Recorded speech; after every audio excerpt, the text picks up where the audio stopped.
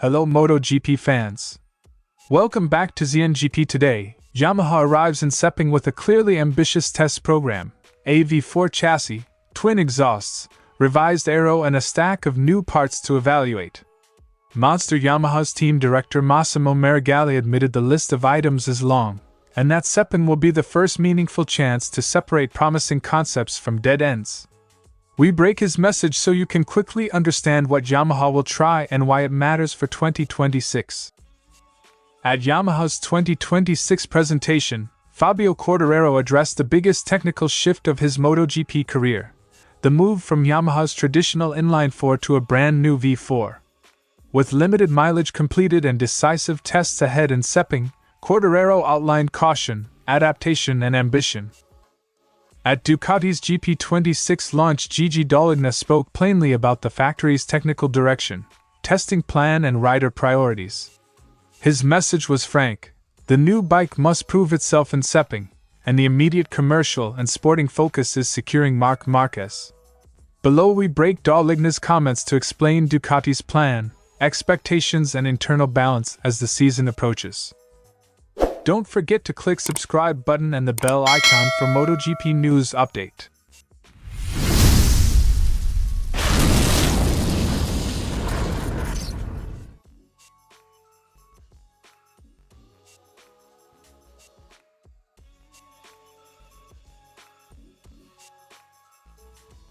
The clearest headline is scale.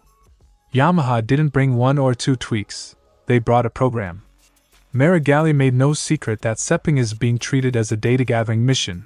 Multiple Aero variants, exhaust iterations, and chassis/balance changes all queued for evaluation. For a manufacturer moving from an inline-four to a V4, that approach makes sense. Many interdependent parameters must be read together: aero, weight distribution, cooling, exhaust routing. The team's objective in the first days is not immediate glory but to reduce uncertainty. Establish which items produce consistent, repeatable gains in both the tunnel and on track, then refine. We've already seen the test program for Sepang, and the list is pretty long.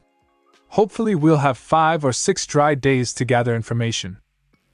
The visible changes are focused at the front end. Yamaha's launch bike already abandoned the distinctive tri-wing and presented a front wing more in line with the grid, but Meregalli stressed that the launch visual is not the final word. The new V4 geometry changes airflow and package width, which in turn alters the wing's effectiveness. Sepang will be the first opportunity to test updated upper body aero and front wing permutations at speed, letting engineers correlate wind tunnel predictions with tire behavior, braking stability, and steering precision. Expect many short runs dedicated to aero balance rather than lap time hunting in the opening sessions. The newest version will be finished in the next days and tested in Sepang. The V4 layout forces architectural trade-offs, the most obvious being twin exhausts and different mass distribution. Meregalli highlighted that these are not cosmetic changes. They alter the bike's dynamics and therefore the aero concept that works best. Where the triplane may have been effective on the inline machine, the V4's width and midsection geometry can make different wing shapes more valuable. The work in the tunnel suggested a different aero synergy for the V4, but only on-track telemetry will show how that translates into usable grip, tire life and corner exit. Expect Yamaha to test multiple exhaust and aero pairings to find the sweet spot between peak speed and usable performance over race distance. With the new V4, we discovered in the wind tunnel that this aero package works much better. Meregalli finished with a pragmatic outlook. The first part of the season will be about learning, not immediate results. That admission sets expectations. Yamaha knows the V4 is a new baseline and that development will be iterative. The goal is to extract usable gains race by race, not to expect a full performance switch overnight. Sepang and the following Burum test will map the direction. The factory will then prioritize fixes according to which concepts produce consistent lap time and tire behavior improvements. For fans, this means a cautious but systematic Yamaha. The second half of the year is where the dividends are hoped to appear. I expect the first part of the season to be a real learning curve for us. Yamaha's Sepang mission is ambitious and methodical, a long parts list, aero revisions shaped by the V4 packaging, twin exhaust implications and a clear acceptance that the season's opening rounds will be about learning. If Yamaha executes its program cleanly, good weather, disciplined run plans, and clear rider feedback, the V4 could move from prototype to contender through steady, evidence-driven development. Keep an eye on Sepang's dry windows. They'll tell us how fast Yamaha can turn that long list into race-ready progress. Quartararo began by downplaying any early conclusions. His Valencia running with the V4 was about exploration, not speed. Yamaha's testing program is still in an experimental phase, with constant setup changes preventing any clean performance comparison with the inline-four. For Quartararo, this stage is about understanding behavior, how the bike reacts, how torque is delivered, and how the chassis responds under different configurations, rather than chasing lap records. For now, I think my experience with the V4 is very limited. The takeaway is restraint, no hype, no judgment, only data collection. Malaysia will mark the first moment where Yamaha and Quartararo can shift focus from exploration to performance. 5 full days of testing should allow the team to reduce variables and, at least briefly, concentrate on outright pace. Quartararo sees Sepang as the moment where questions must start turning into answers, even if not definitive ones. Until then, comparisons between engines remain premature. Now we have 5 days in Malaysia, where at some point we'll have to focus on overall performance. Sepang is not the verdict, but it is the first meaningful reference point. Despite the scale of Yamaha's technical change, Quartararo does not believe he needs to relearn how to ride. He describes the bike as recognizably Yamaha, even if fundamentally new. The most immediate difference he felt was torque delivery, stronger, different, but manageable. Crucially, he adapted quickly from the very first laps, suggesting that the transition may be demanding but not disruptive. From day 1 in Barcelona last year, I adapted quite quickly to the torque, which is the biggest difference. That confidence hints at a smoother rider transition than many expected. Where Quartararo is most candid is about the challenge ahead. The V4 doesn't just change the engine character, it reshapes the entire motorcycle. Geometry, balance, braking behavior, and corner exit will all influence how he rides. The priority now is to establish a clear baseline and define the bike's limits. Only then can Yamaha and Quartararo push for performance gains. Of course, my riding style will change a bit. It's not just the engine, but the whole bike. And that's the biggest challenge. This is the heart of Yamaha's 2026 gamble, not just more power, but a new philosophy that demands rider adaptation. Fabio Quartararo's message is measured and methodical. The V4 is promising but unproven, adaptation is underway but incomplete, and Sepang will begin to separate theory from reality. For Yamaha, 2026 is about redefining its identity. For Quartararo, it's about mastering a new tool, without losing what made him fast in the first place. Doligna opened by putting the GP26 in context.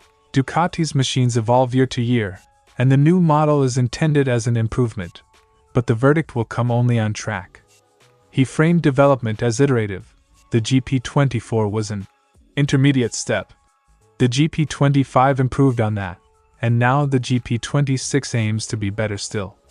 That means the factory will be intensely focused on Sepang, turning wind tunnel and simulation data into real-world lap times and rider confidence. The tone is careful optimism. Numbers and modeling look promising, but nothing replaces seat time and comparative testing. On paper it is, the numbers say so. Translation, engineering data is encouraging, but Sepang will confirm which concepts survive and which get discarded. For Doligna, the paddock drama and long-term planning collapse into one near-term objective: keep Marc Marquez in red. The comments made it clear that Ducati sees Marquez as the centerpiece of its sporting project. His recovery, fitness verification on a MotoGP bike, and contract finalization are being treated with urgency. The factory wants certainty before the season starts. A signed deal gives stability to development plans, continuity to the rider program and clarity to the market. That is why Marquez's renewal sits at the top of Ducati's agenda right now. It's not signed yet. There are still a few details to finalize. It's clear he's our number one target, our main focus in terms of riders right now. In practice, that means resources, negotiation bandwidth, and communications will center on securing that long-term anchor for the team. Daligne didn't dismiss Pecco Bagnaia, far from it, but he was explicit about priorities. After a difficult 2025, the team's expectations are simple. Bagnaia must regain the consistency that made him a multi-year title contender. Ducati will back him. Tests, tailored setups, and engineering attention are on the table. Yet the implicit message is clear: performance must follow. Bagnaia remains a champion in the team's eyes, but the immediate business is securing Marquez and then constructing the best pairing possible for race wins across the season. Without a doubt, 2025 has been a complicated year, but it's been inconsistent. At times he's shown some beautiful things, and at others, equally negative things. That balance of support and demand signals a measured urgency. Help Pecco recover, but expect tangible signs of progress in testing and early races. Finally, Daligne reflected on MotoGP's health. He enjoys the current championship because rivals have closed the gap and races are more unpredictable. That means Ducati cannot rest. Development must continue and the team must be resilient when rivals bite back. The centenary season, he implies, is a grand stage but one that rewards discipline. Evolve the GP26 quickly, verify Marquez's fitness, get Bagnaia consistent, and face a grid where any advantage can evaporate between tests and race weekends. Honestly, it's a world championship I like. The subtext: Ducati welcomes the challenge, but knows that liking the championship and winning it are two different tasks that require relentless work. Gigi Daligne's message was calm but purposeful. The GP26 looks promising on paper. Sepang will deliver the first true answers, and Ducati's top priority is to lock Marc Marquez into a multi-year project, with Pecco Bagnaia's recovery and consistency next on the list. The centenary year is both celebration and test. Ducati must translate engineering optimism into race pace and stable rider performance if the party in Misano is to be deserved. Thanks for watching ZNGP Today, and this is your MotoGP news update. And see you next time!